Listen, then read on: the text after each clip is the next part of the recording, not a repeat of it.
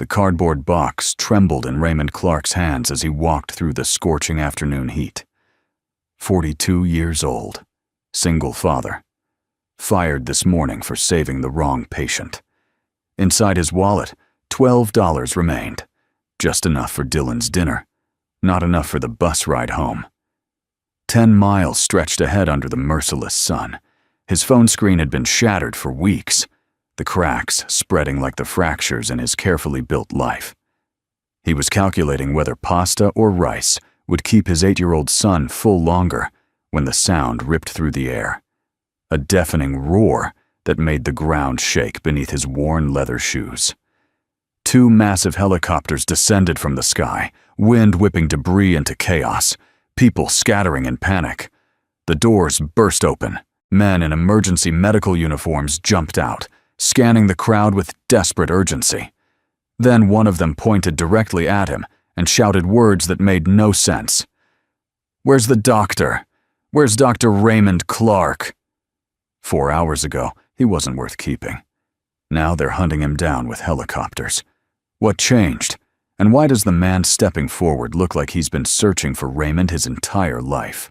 The morning had started like any other Tuesday at Memorial Grace Hospital.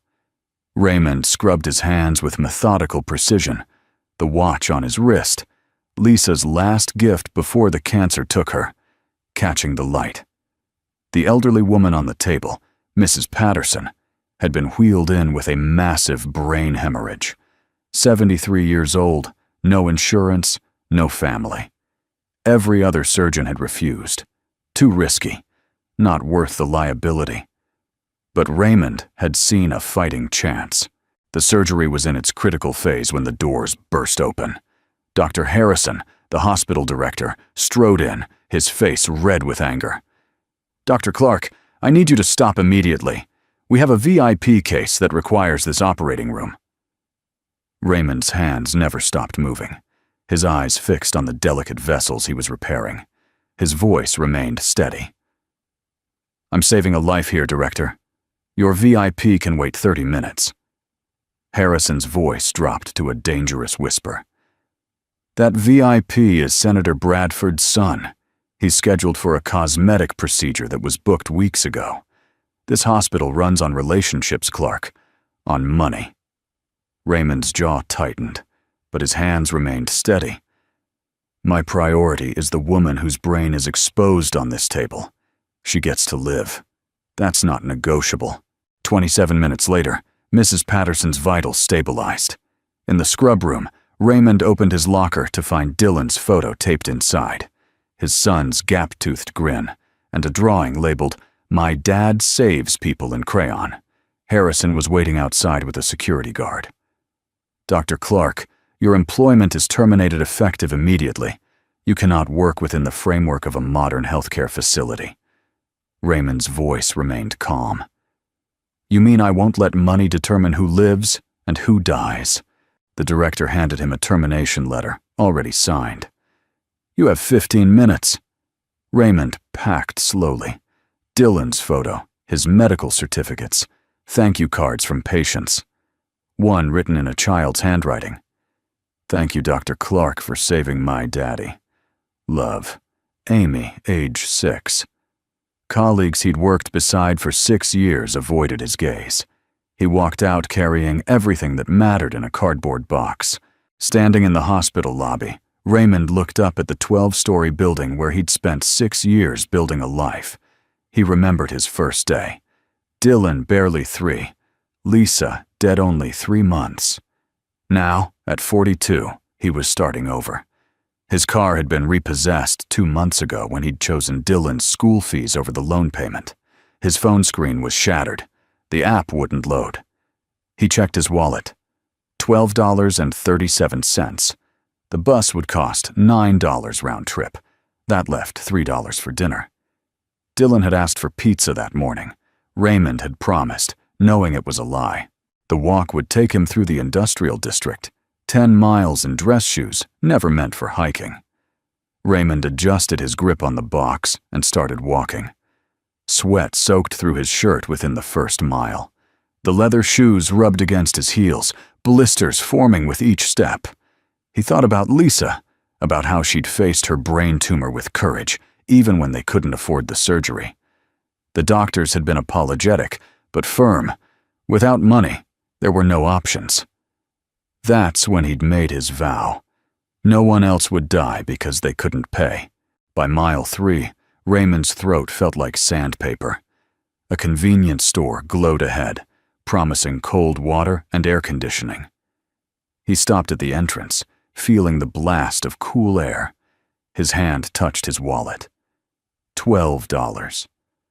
If he bought water for $2, that left $10 for Dylan's dinner. Still not enough for pizza. He turned away and kept walking. A bus stop appeared ahead. Raymond sank onto the bench, watching people file onto the arriving bus, seeing their relief at escaping the heat. He could have been on that bus. Could have been home in 20 minutes. But then Dylan would have eaten rice with soy sauce for dinner. Again, Raymond stood and continued walking, his legs protesting with each step. At mile 5, Raymond spotted a payphone outside a gas station. He dialed the school with his last quarter. Dylan's voice came through, bright and eager. "Dad, I got an A on my science project. Mrs. Peterson said it was the best in class. Can you help me with math homework tonight?" Raymond's throat constricted. "That's incredible, buddy. Of course I'll be there. Listen, I'm going to be home a little late tonight. But when I get there, we'll do homework together, and I'll make your favorite dinner." Dylan's excitement returned. "Really? Spaghetti with meatballs?" The words stabbed through Raymond like a knife. "Yes, son, spaghetti with meatballs." Another lie. He had enough money for pasta and cheap sauce. No meatballs. "I love you, Dad." Dylan's voice rang with pure trust. "I love you too, Dylan. More than anything." Raymond hung up and bent over, hands on his knees, trying to breathe through the pain in his chest. He'd just lied to the one person he'd sworn to always be honest with. Tears burned behind his eyes, but he blinked them back. He straightened up, picked up his box, and kept walking. By mile 7, Raymond's vision began to blur at the edges. Dehydration was setting in. His feet were on fire, each step sending sharp pains through his heels, where the blisters had burst. But he kept walking because giving up was unthinkable. A small park appeared. Raymond collapsed onto a bench, finally setting down the box. He opened it, hands trembling, and pulled out the contents. Dylan's photo, his medical license, letters from patients, a small envelope containing Lisa's last letter. He opened it carefully, though he'd read it 1,000 times. Lisa's shaky handwriting. "Raymond, you have a gift. Don't let this world take it from you. Don't let them make you choose between being a good doctor and being a good man. Promise me you'll keep saving people. That's who you are. Dylan needs to see that kind of man. I love you both. Forever. Lisa." Raymond folded the letter, pressing it against his chest. Tears broke through, running hot down his face. He'd kept his promise to Lisa. He'd saved people. He'd refused to compromise. And what had it cost him? Everything. His wife gone. His career destroyed. His son eating cheap pasta while other kids ate pizza. Maybe everyone else was right. Maybe principles were a luxury he couldn't afford. But then he thought about Mrs. Patterson lying on that table. She would have died so someone could get a nose job. Raymond wiped his eyes. No. He'd made the right choice, even if it meant walking 10 miles, even if it meant lying to Dylan. Some things were worth fighting for. Raymond stood, his legs nearly buckling, and picked up the box. 3 more miles. The sun began its descent, painting the sky orange and red. His shadow stretched long beside him. At mile 9, each step required conscious effort. He counted steps when miles seemed too far. 100. Then another. The box felt like it weighed 100 pounds. The familiar streets of his neighborhood finally came into view. Almost home.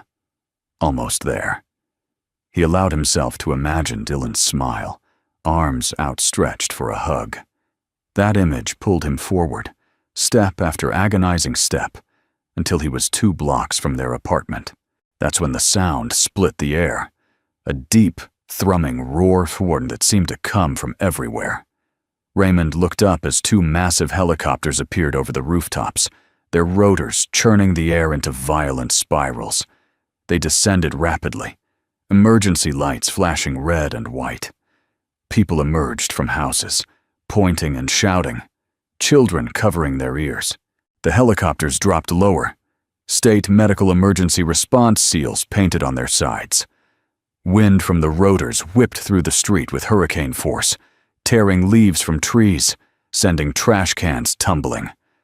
Raymond stood frozen, unable to process what he was seeing. Both helicopters touched down in the middle of the street, crushing asphalt beneath them. Car alarms shrieked. The emergency lights painted everything in red and white. The doors burst open before the rotors had fully stopped.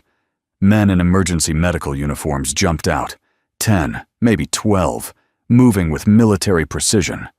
Doctors in white coats, paramedics, security personnel.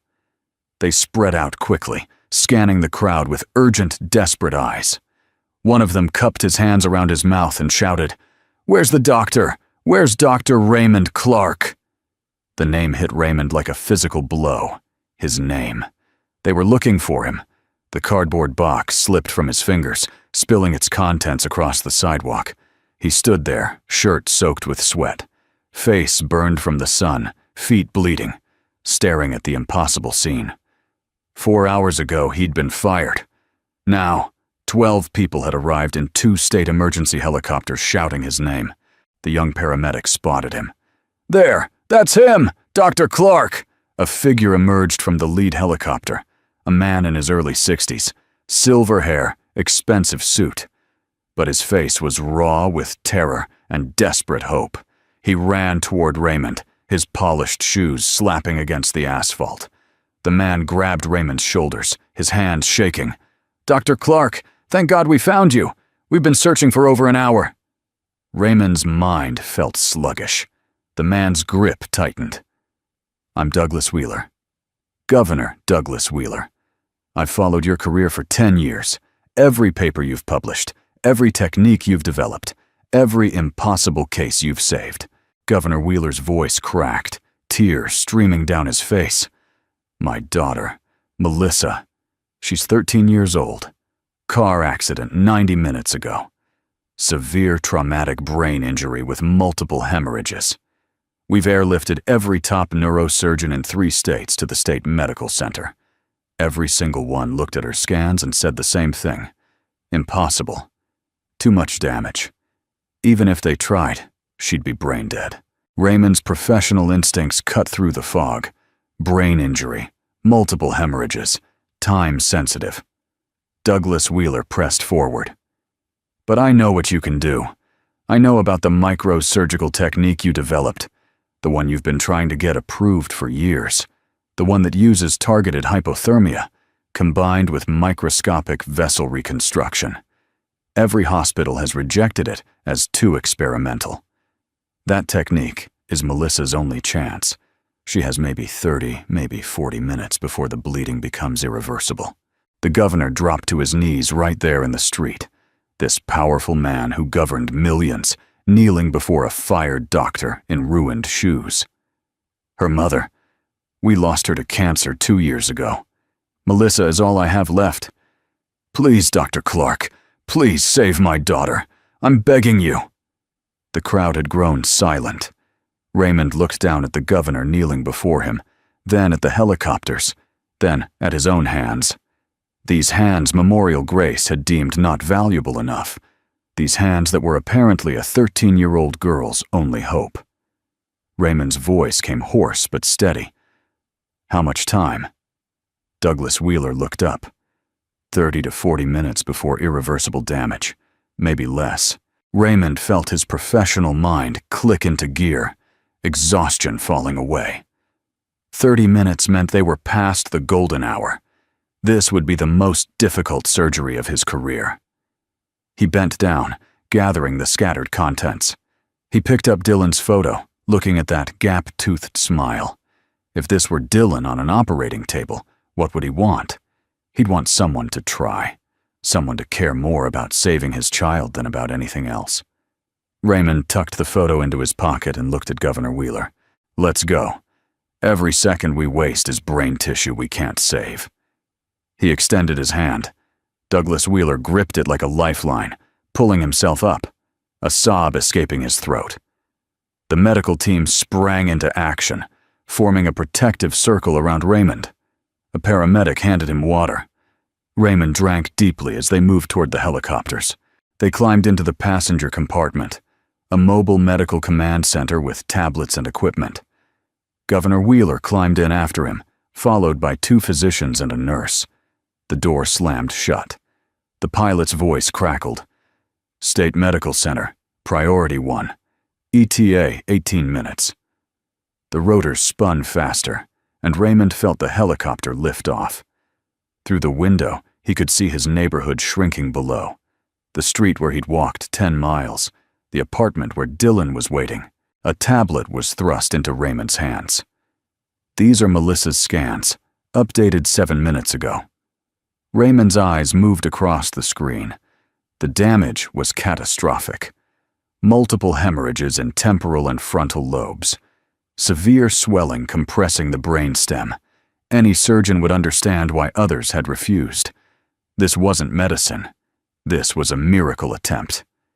Raymond's mind began constructing a surgical approach, identifying the critical path that might give this girl a chance. Douglas Wheeler sat across from him, hands clasped, white-knuckled. Dr. Clark, I need you to understand why I've followed your career so obsessively. I've spent 10 years trying to honor the kind of doctor you are, someone who actually gives a damn about saving lives over saving money. I've pushed legislation to protect doctors who prioritize patient care. I've funded experimental research. I did it because I believe medicine needs more people like you. He looked directly at Raymond, tears running. I never imagined my daughter would be the one who needed a doctor crazy enough to try the impossible. Raymond felt something shift in his chest. I'm not crazy, Governor. I just believe some things are worth fighting for. Douglas Wheeler nodded. That's why you're here. That's why I sent helicopters. Because when my daughter needed a miracle, I needed a doctor who still believes in fighting for people, not profits. The medical center appeared, a massive complex lit up like a small city. The helicopter began its descent toward a rooftop landing pad. Raymond could see people waiting, medical staff, equipment, a gurney. The pilot's voice. Landing in 60 seconds. Raymond handed back the tablet and took a deep breath. This was it. The helicopter touched down. The doors flew open.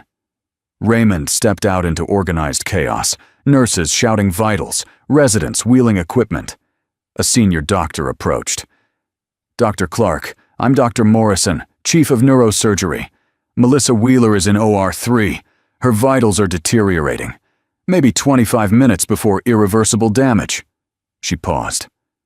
I've read your papers on hypothermic micro-reconstruction. It's never been approved for human use. Raymond met her gaze. It's never been formally approved, but it's based on sound science, and right now it's the only option that girl has. Dr. Morrison nodded sharply. Then let's do it. I'll assist. They moved rapidly through corridors, Governor Wheeler following behind, his face a mask of terror. In the scrub room, Raymond washed his hands methodically. The ritual felt familiar, comforting. A nurse helped him into surgical attire. He caught his reflection, sunburned face, bloodshot eyes, but his expression focused and determined. He pushed through the doors into operating room 3. The space was packed. And on the table, so small, was Melissa Wheeler. Her head prepped, monitors displaying her vital signs. Her brain pressure was dangerously high and climbing. Raymond moved to the table, his exhaustion evaporating as training took over. All right, listen up. We're going to do something that's never been done before. Induced hypothermia to 32 degrees to slow cellular damage, combined with microscopic vessel reconstruction. I need everyone on their A game because there's no room for error. This girl has a chance only if we execute perfectly. Let's give her that chance. The surgery began. The next 8 hours blurred into focused intensity.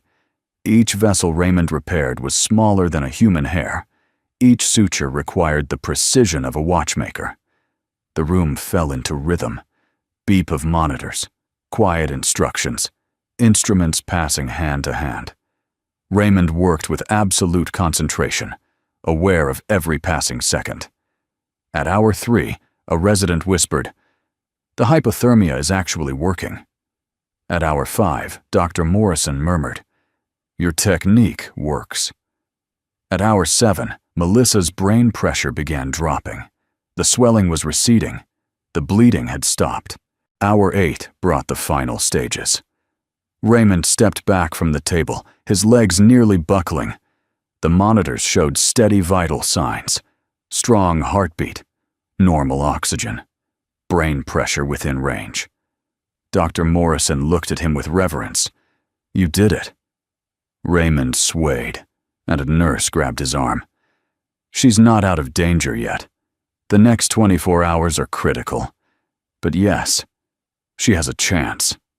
Raymond walked out of the operating room on legs that barely functioned. The waiting area was packed. Governor Wheeler, security, hospital administrators, half the state government. Wheeler jumped to his feet. Raymond pulled down his mask and smiled. The surgery was successful.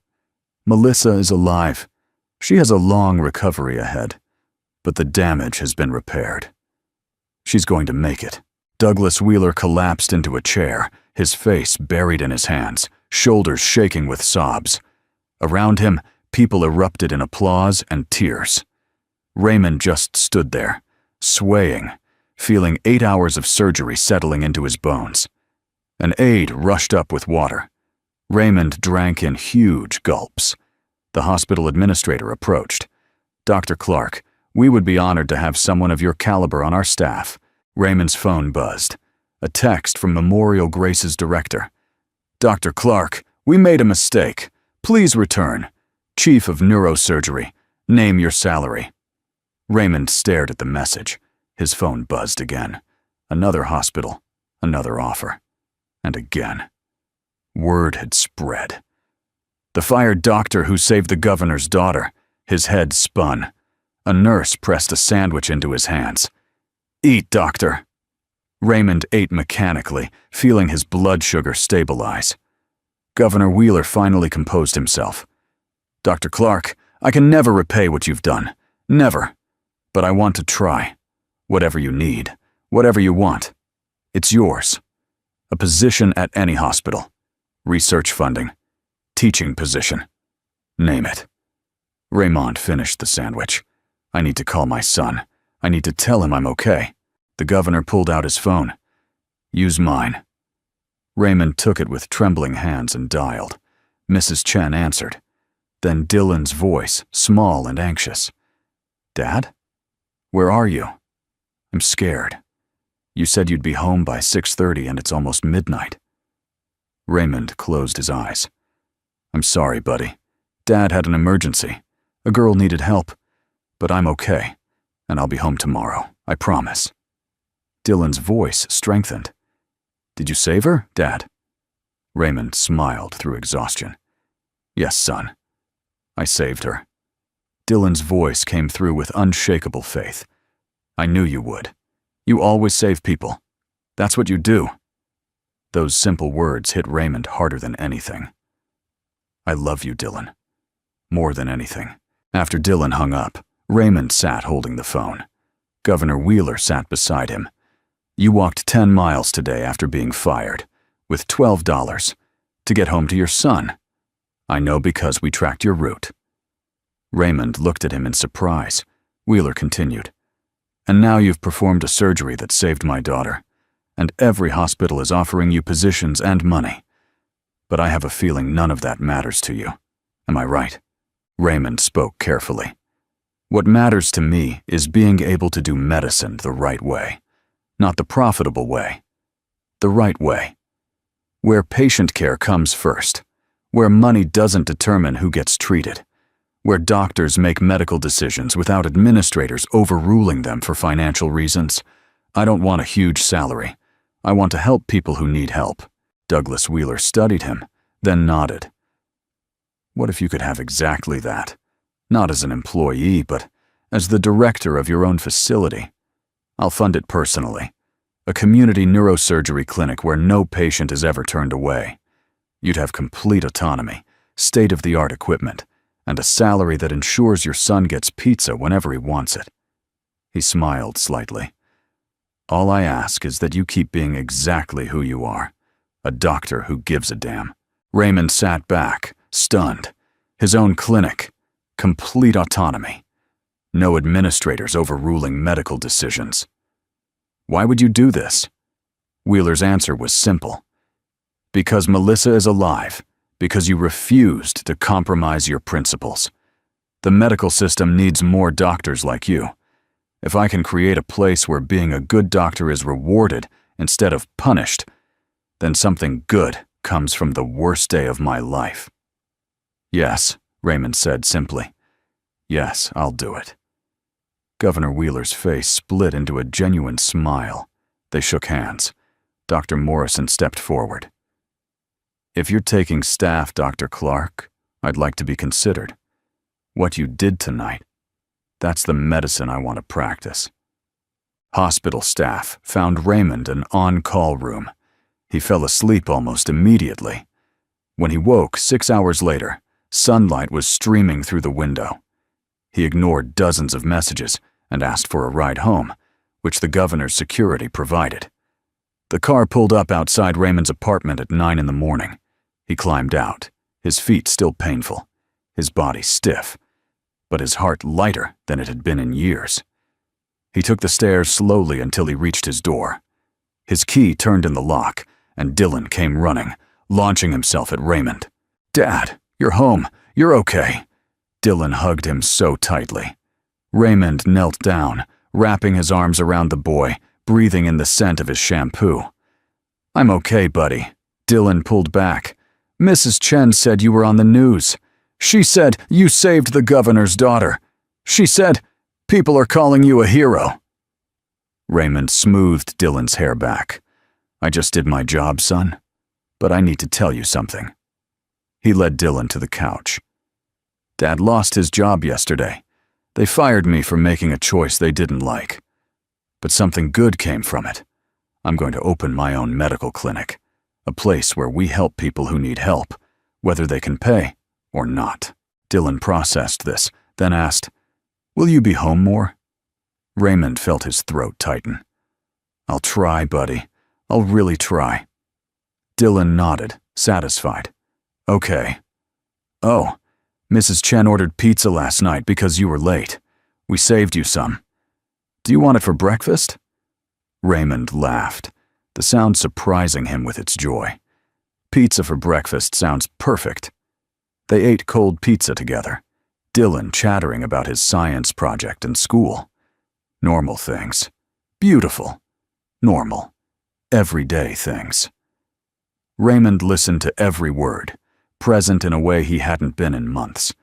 The fear and exhaustion seemed distant now, replaced by something that felt like peace. Over the next months, Raymond's story spread to national coverage. The doctor, who was fired for saving a life, then saved the governor's daughter, became a headline that prompted conversations about healthcare priorities and medical ethics. Memorial Grace's director called to apologize. Raymond accepted with grace, but declined their offer. Governor Wheeler began establishing the Clark Community Neurosurgery Clinic. Funding was secured, a location identified, a former medical building in an underserved neighborhood, equipment ordered. Dr. Morrison joined as co-director.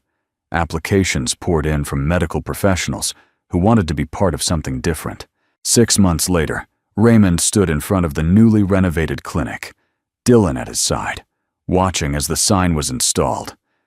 Clark Community Neurosurgery. No patient turned away. The letters gleamed in the morning sun. Melissa Wheeler, fully recovered, stood nearby with her father, ready to cut the ribbon. Local news crews had gathered, along with neighbors and medical professionals. Governor Wheeler spoke to the crowd. 6 months ago, I learned what true medicine looks like. The best doctors aren't the ones who make the most money. They're the ones who refuse to compromise, who see patients as people rather than profit centers. Dr. Raymond Clark saved my daughter's life. But more than that, he reminded us what healthcare should be: compassionate, accessible, and focused on healing rather than billing. Raymond took the microphone, feeling Dylan squeeze his hand. I'm not a hero. I'm just a doctor who believes healthcare is a calling, not a business. This clinic exists because of Governor Wheeler's generosity, but it represents something bigger, a commitment that no one will ever be turned away because of their ability to pay. We might not be able to help everyone, but we'll never refuse to try. Melissa Wheeler cut the ribbon with oversized scissors, grinning, her surgical scar barely visible. The doors opened, and people began filing inside. Raymond walked through the space, seeing state-of-the-art equipment in warm, welcoming rooms. Everything designed with patients in mind first. That evening, Raymond and Dylan walked home through the neighborhood. The same streets Raymond had walked 6 months ago, exhausted and defeated, now felt full of possibility. Dylan skipped ahead, then ran back. Dad, can I come to the clinic after school sometimes? I want to see you help people. Raymond smiled, ruffling his son's hair. I'd like that, buddy. They stopped at the corner store, and Raymond bought ice cream. They sat on the bench at the bus stop, eating as the sun set. The same bench where Raymond had sat watching the bus leave without him, wondering how he'd feed his son on $12. Dad? Dylan's voice was thoughtful. Mrs. Peterson says you're a hero because you help people even when it's hard. Is that true? Raymond considered carefully. Being a hero isn't about doing something once when everyone's watching. It's about doing the right thing consistently, even when no one notices, even when it costs you. So I don't know if I'm a hero, but I'm trying to be a good doctor and a good dad. That's enough for me. Dylan nodded, satisfied, and returned to his ice cream. Raymond watched his son, this incredible kid who'd believed in his father even when that father was walking home, fired and broke. Everything Raymond had done, every choice he'd made, it all came back to this moment, sitting on a bench with his son, eating ice cream as the day faded. The clinic opened for full operations the following Monday. Raymond's first patient was Mrs. Patterson. She'd recovered well, but needed follow-up care her insurance wouldn't cover. Raymond examined her carefully, adjusted her medications, scheduled regular monitoring, all at no cost. She held his hand as she left, tears in her eyes. You saved my life twice now, Dr. Clark. Thank you. The weeks established a rhythm. Long days at the clinic seeing patients who ranged from uninsured immigrants to working families priced out of traditional healthcare. Evenings with Dylan, helping with homework, making dinner together. The clinic ran on a mixed model, accepting insurance when patients had it, offering sliding scale fees, providing free care when necessary. Somehow, it worked.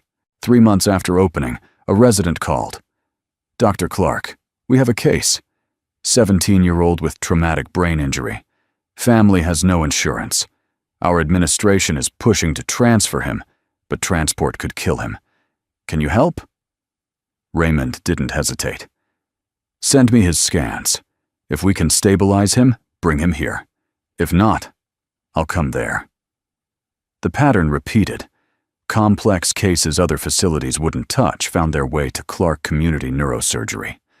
Raymond's success rate was extraordinary. Not because he was a miracle worker, but because he approached each case with complete focus on saving the patient rather than protecting the bottom line. A year later, Raymond stood at Dylan's school science fair, watching his son present his project on the human brain. Dylan had built a model showing how neurosurgery worked, complete with tiny instruments. His presentation was confident, informed, proud.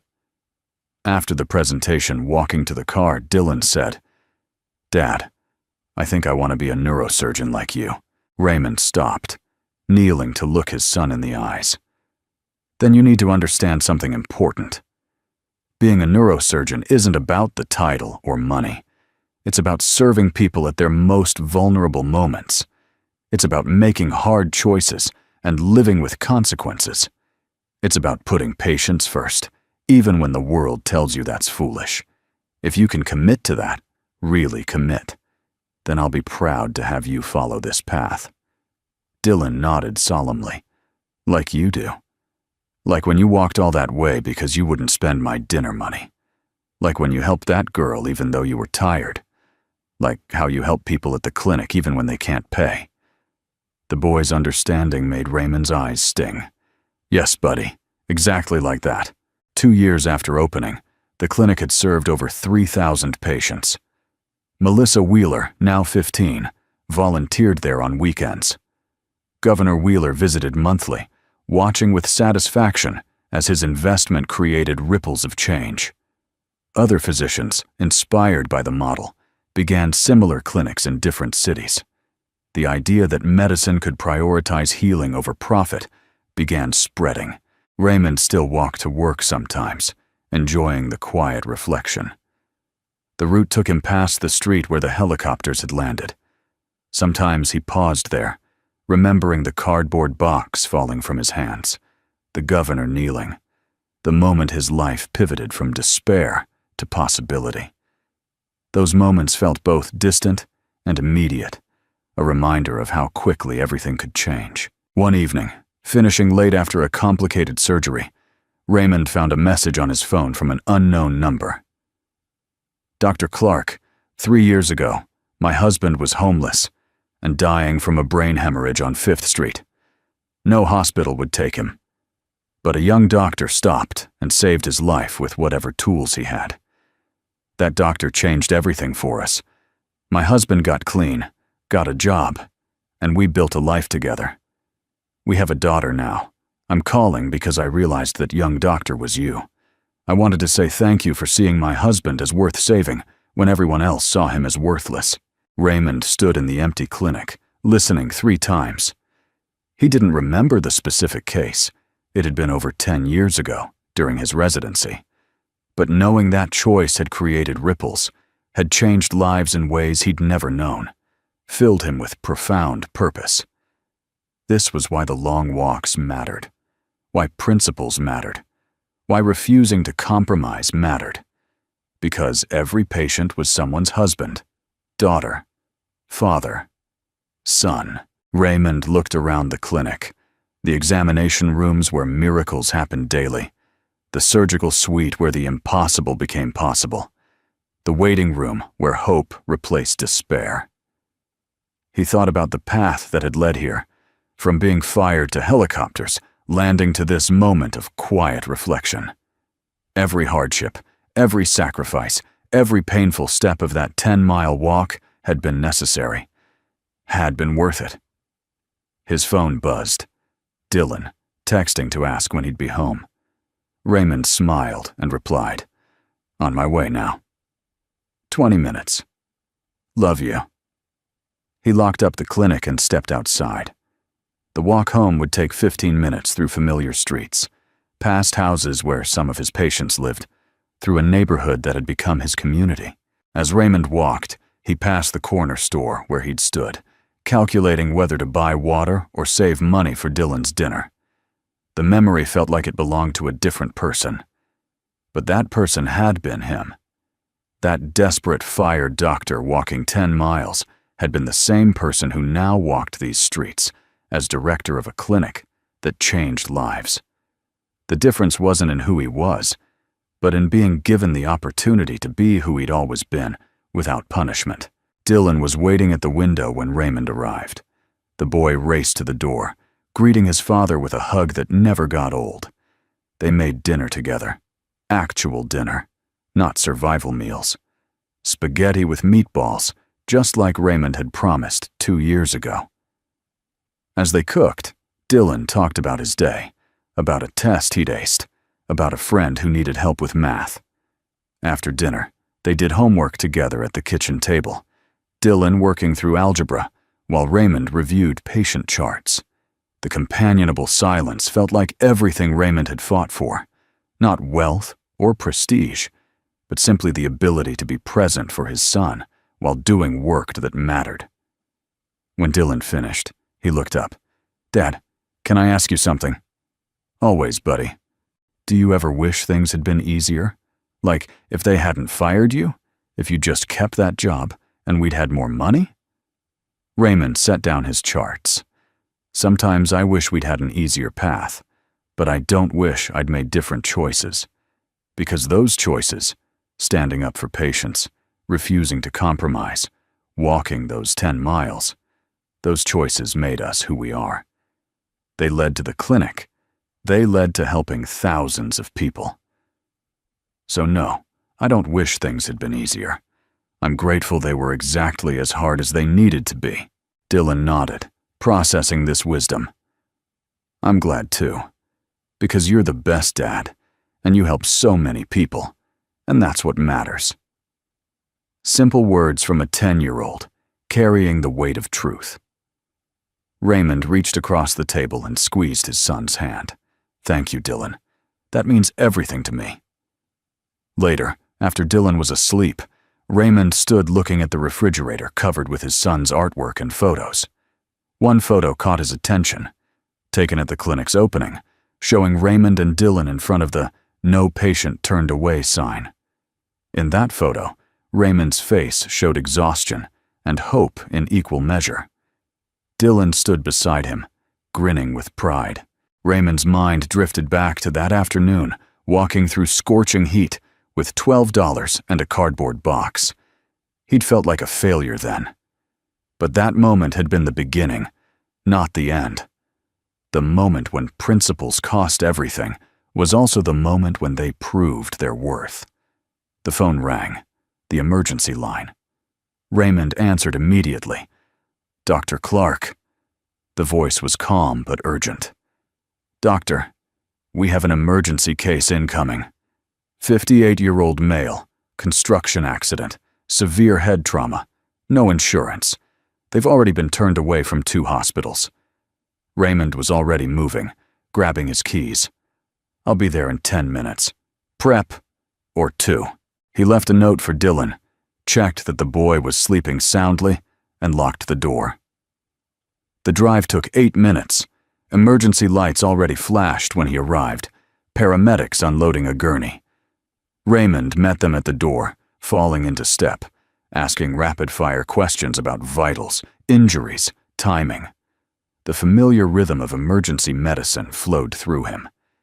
In the operating room, scrubbed and gowned, Raymond stood over another patient who needed saving. Another person whose life had value regardless of their ability to pay. Another opportunity to practice medicine the way it was meant to be practiced. His hands moved with practiced precision, giving this stranger a fighting chance. 5 hours later, the surgery complete and the patient stable, Raymond sat in his office watching the sun rise. Another life saved. Another family that wouldn't grieve. Another person given a second chance. The exhaustion was bone deep, but so was the satisfaction. Raymond thought about Governor Wheeler, about Melissa who'd recovered completely and was now in medical school, about Mrs. Patterson who'd lived to see her grandchildren graduate, about all the patients who'd passed through the clinic's doors.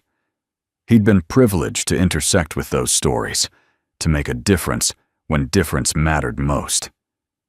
The memory of those helicopters descending, the impossible rescue, the surgery that changed everything, those moments had become legend. But Raymond knew the truth. The real moment that mattered hadn't been the dramatic rescue. It had been the decision to walk 10 miles rather than spend Dylan's dinner money, the decision to save Mrs. Patterson despite consequences, the decision to never compromise on what mattered most. Those quiet moments of principle had paved the way for everything that followed. As the sun climbed higher, Raymond finally allowed himself to leave, to drive home, to slip quietly into his apartment and check on Dylan still sleeping. He stood in the doorway watching the boy breathe, feeling overwhelming gratitude for this life they'd built together. Not easy, never easy, but meaningful, important, true. Raymond made coffee and sat at the kitchen table. The normalcy of the morning routine felt precious. When Dylan emerged an hour later, rubbing sleep from his eyes, Raymond had breakfast ready, and a smile despite his exhaustion. They ate together, talking about the day ahead, about Dylan's upcoming baseball game, about normal, beautiful, everyday things that constituted a life well lived. The months continued their rhythm: surgeries, consultations, emergencies. Dylan grew taller, more confident, more certain of his path toward medicine. The clinic expanded, adding a second surgical suite. More physicians joined, attracted by the mission and freedom to practice medicine without corporate interference. The model proved sustainable, profitable enough to ensure competitive salaries while maintaining the no patient turned away policy. On the second anniversary of the clinic's opening, a celebration was held. Hundreds of former patients attended, people whose lives had been saved or improved. Melissa Wheeler gave a speech about second chances. Governor Wheeler announced additional funding to replicate the clinic model in other underserved areas. Raymond stood at the back, watching Dylan help organize the celebration, seeing his son interact easily with patients from all walks of life.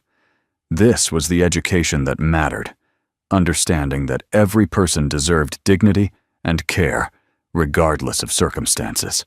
Dylan was learning through lived experience, watching his father practice what he preached. As the celebration wound down, an elderly man approached Raymond. "Dr. Clark, I don't know if you remember me. My wife, Mrs. Patterson. You operated on her 2 years ago. The surgery that got you fired." Raymond remembered. The man continued, voice thick with emotion. "I wanted you to know that Martha passed away last month, peacefully in her sleep, surrounded by family. But she lived 2 more years because of you. 2 years to see her grandchildren grow, to celebrate our 50th anniversary. You gave us that gift. Martha's last words to me were that Dr. Clark was an angel. He sacrificed everything to save me. I'll watch over him and his boy from heaven." Raymond felt tears blur his vision as the man clasped his hand.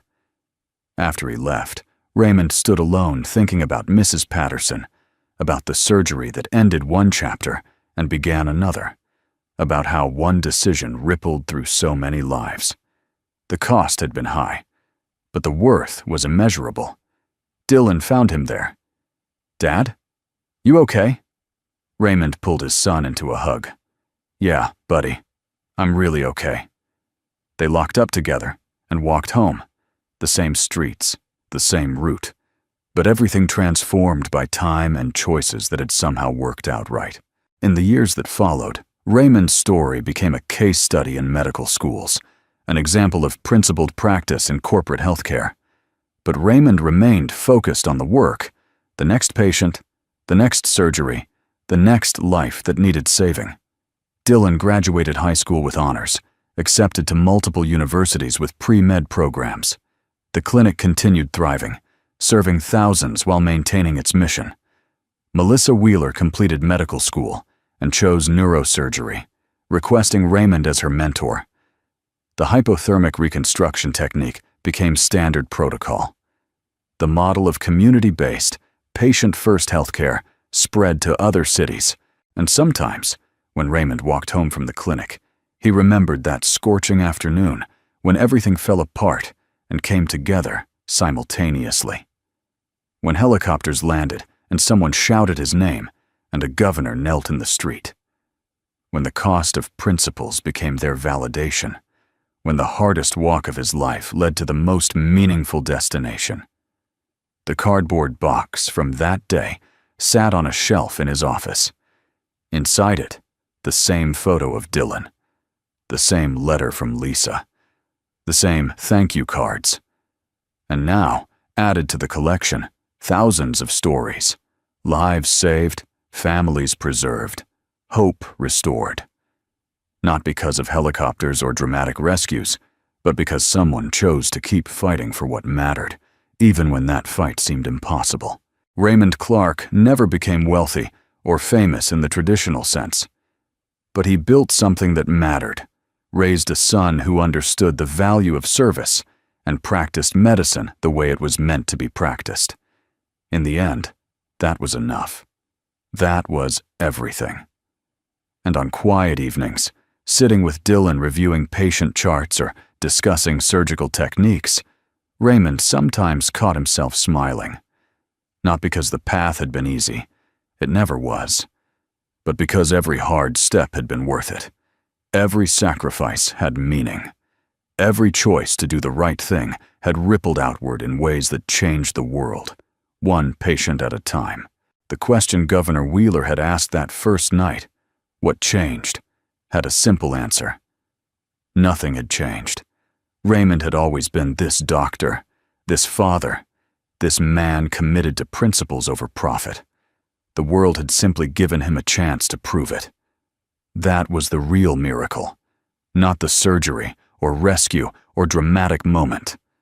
The miracle was that caring about people, about healing, about doing right, that those things still mattered, still had power, still could change everything.